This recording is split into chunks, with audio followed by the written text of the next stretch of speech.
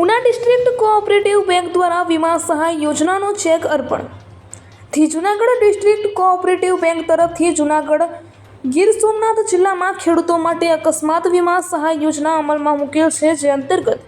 ઉના તાલુકાના પાતાપુર વાવરડા સેવા સહકારી મંડળી લિમિટેડના સભાસદ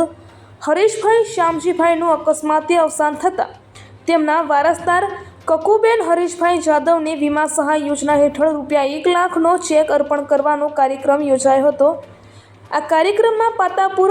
વાવરડા સેવા સહકારી મંડળીના પ્રમુખ વિજાભાઈ કળોત્રાના હસ્તે ₹1 લાખની રકમનો ચેક અર્પણ કરવામાં આવ્યો હતો। આ તકે બેંકના ઇન્ચાર્જ મેનેજર અભયભાઈ બારડ, મંડળીના મંત્રી જિગ્નેશભાઈ ચૌહાણ તેમજ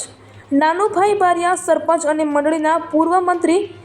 દાનાભાઈ ચૌહાણ ઉપસ્થિત રહ્યા હતા। રિપોર્ટર અબ્દુલ ખાનજી, ઉના। જૂથ સેવા સહકારી મંડળીમાંથી આપણે